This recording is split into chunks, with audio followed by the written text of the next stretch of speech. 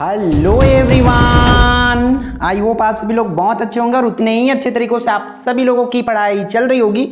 तो इस वीडियो में हम लोग देखने वाले हैं आपके क्लास 10th विषय हिंदी की क्वेश्चन आंसर्स आपकी चैप्टर नंबर 3 का। कौन सी इकाई का भाई? इकाई नंबर 1 प्रकृति और पर्यावरण का, जिसमें से हमने 1.1 1.2 को ऑलरेडी देख चुके हैं। अगर आप नहीं देखे तो वो जाकर के जरूर देख लेंगे, क्योंकि आपको किस टाइप से क्वेश्चंस की आंसर्स लिखना है ये आपको इस वीडियो के माध्यम से पता चल जाएगा। और साथ ही साथ हमारे कई बच्चे ऐसे हैं जिनको पढ़ने से याद नहीं होती, तो सुनने से याद होती है, इसलिए ये वीडियो रिकॉर्ड किया जा रहा है ताकि आप सुन करके उसके आंसर्स अपने वर्ड्स में फिर उसको लिख सको। ठीक है, तो हम बादल को घिरती देखा है चैप्टर्स देखने वाले। इसके राइटर जो कौन है भाई? नागार्जुन।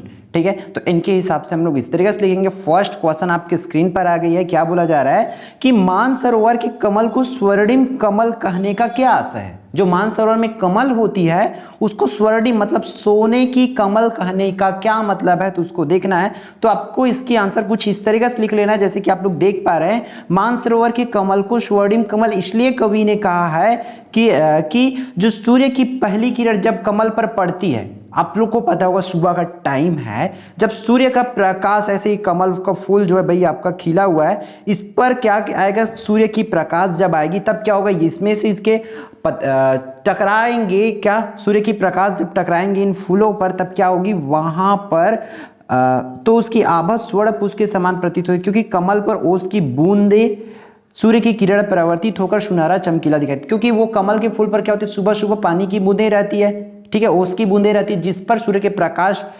टकराता है, जिससे वो चमकने लग जाता है, जिससे वो सोने की तरह प्रतीत होता है। इस तरीके से आप लोग इसको लिख लेंगे। क्लियर है बच्चों? तो फिर आगे बढ़ते नेक्स्ट क्वेश्चन की ओर। आपका क्या बोला जा रहा है कि बादल को घिरते देखा है कविता के प्रकृति चित्र। तो इसको ना आपको अपने वर्ड्स में, जैसे जरूरी नहीं है कि हम जैसे इस तरीके से बता रहे हैं वैसे आप लिखो, आप ओन वर्ड्स में लिख सकते हो। आपको पाठ के हिसाब से बादल को घिरते देखा है कविता में कवि नागार्जुन जी ने प्रकृति के बारे में कैसे बताया है उसको आपको लिखना है। तो चलो फिर भी उसकी आंसर किस तरीके से आप लिख सकते हैं देखते हैं। मानसरोवर पर ओस की छोटी छोटी बूंदों पर जब सूर्य की किरण पड़ती तो वो सुनहरे रंग की प्रतीत होती है। ठीक है, ये हमने ऊपर देख चुके। चारों ओर सुनहरी आभा फैली हुई है। हिमालय पर्वत के ऊपर छोटी छोटी नीले और श्याम रंग की झीलों का दृश्य बड़ा ही मनोहारी प्रतीत होता है, जिसमें दूर देश से आकर अनेकों पक्षी जो है विचरण करते। बसंत ऋतु में मंद जो गति से बह रही हवा, सूर्य की किरणें और पर्वत की चोटियों पर बिखर रहा स्वर्णिम आभा का दृश्य बहुत ही सुंदर है। और साथ ही ये तो हो गया। इस तरीके से आप मतलब ओन वर्ड्स में आगे पीछे, जरूरी नहीं है कि आप इसको कर सकते, बट वर्ड्स को सही से बनाना सीखेंगे आप लोग। फिर इसमें क्या बोला जा रहा है कि रात भर अलग रहने वाला चकवा चकवी पक्षियों का सुबह क्रंदन बंद हो जाता है और वह शैवाल रूपी हरी दरी पर प्रणय क्रीड़ा करते हैं। क्लियर है? तो जो चकवा पक्षी रात में क्या हो जाते, दूर दूर हो जाते हैं, वो सुबह ही जैसे ही सूर्य का प्रकाश आता है वो क्या हो जाते हैं? मिल मिल जाते हैं, और जिससे उनकी पीड़ा जो है दूर हो जाते हैं और वो प्रणय क्रीड़ा करने लगता है, और वो शैवाल रूपी हरी दरी पर क्या करने लग जाते? खेलने लग जाते। इस तरीके से उसको आपको लिख लेना है। क्लियर है बच्चों? तो फिर आगे आपको इस तरीके से लिख लेना है कि इन कठिन पहाड़ी क्षेत्रों में जो सैकड़ों हजारों फुट धरती से ऊपर स्थित निर्जन स्थान पर कस्तूरी मेघ अपने ही कस्तूरी की गंध से उन्मादित होकर उसे खोजने के लिए इधर उधर भटकते हैं, और गंध का स्रोत ना खोज पाने के कारण चिढ़ जाते। यहाँ प्रकृति के चारों तरफ बादलों को घिरते देखा हूं। इस तरीके से मतलब आपको पार्ट में जो भी पढ़े, क्योंकि जो भी आंसर्स आप लोग करेंगे वो कहीं ना कहीं इस पर आएंगे ही आएंगे, तो सभी आंसर्स को इसमें डालने की आपको कोशिश कर लेना है। ठीक है,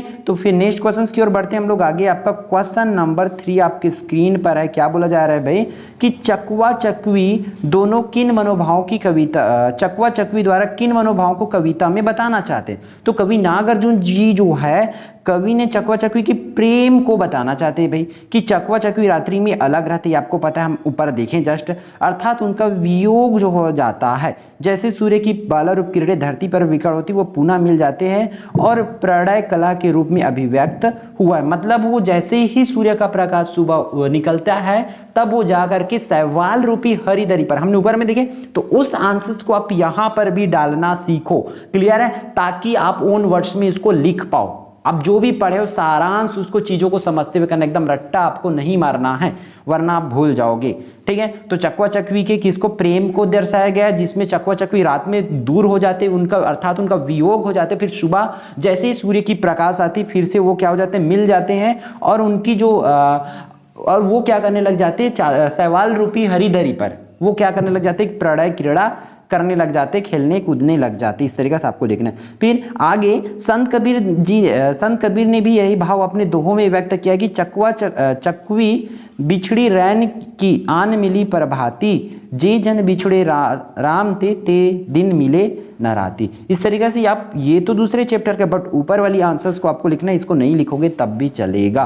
क्लियर है। फिर नेक्स्ट क्वेश्चन की ओर चलते हैं। क्वेश्चन नंबर 4 आपकी स्क्रीन पर है। क्या बोला जा रहा है कि कवि ने कस्तूरी मृग का उल्लेख किस संदर्भ में किया, कि आखिर कवि ने कस्तूरी मृग को वर्ड को ही यूज क्यों किया इस पार्ट में, तो उसको देखना है।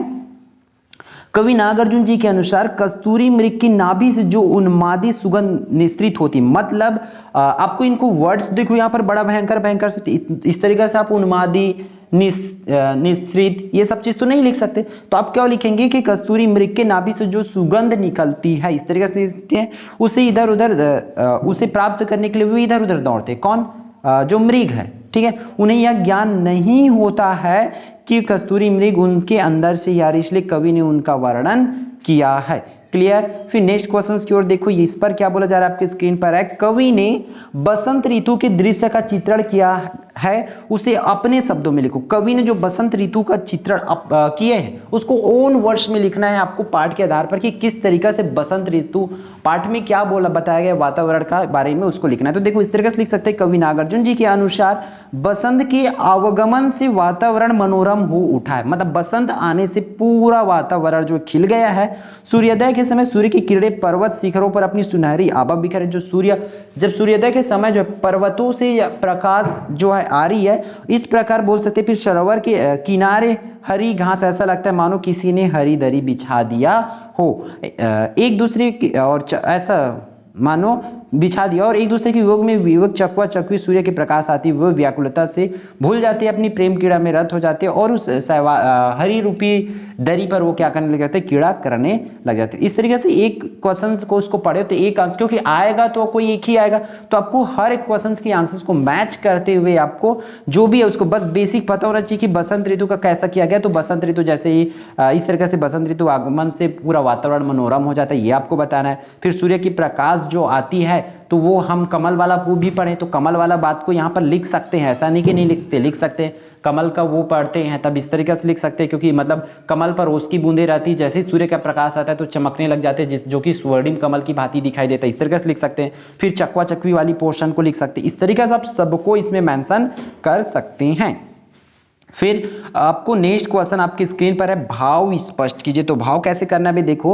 ऋतु बसंत का सुप्रभात था, मंद मंद था अनिल बह रहा, बालारूढ़ की मृदु किरणें थी, अगल बगल स्वर्णाभ शिखर थे। तो इसका अर्थ है उगते हुए सूरज की सुनहरी किरणें पर्वत की चोटी पर अपनी आभा बिखेर रही है। वो एकदम बहुत मतलब उनके आगमन से ऐसा प्रतीत हो रहा है कि मानो चारों तरफ उजाला ही उजाला हो गया है, और उसकी प्रकाश सब इसको देखो बढ़ा के आपको लिखना ही है इसके हिसाब से। ठीक है। फिर दुर्गम बफानी घाटी में सहस्त्र फुट ऊंचाई पर अखल नाभि से उठने वाले निचके ही उन्माद परिमल। तो इसका भी आपको व्याख्या इस तरीके से कर लेना है कि सैकड़ों हजारों फुट की ऊंचाई पर दुर्गम बर्फ की घाटियों से कस्तूरी मृग की नाभि से निश्रित सुगंध से बेचैन होकर वे खोजते फिरते रहते, लेकिन वो सुगंध उनके अंदर से ही आते रहते। इस तरीके से आपको करना है। तो ये रहा आपका 7 क्वेश्चंस जो है आपके बुक का, सभी क्वेश्चंस को हमने बता दिया, 6 क्वेश्चन जिसमें और ख 2 पोर्शन दिया हुआ है।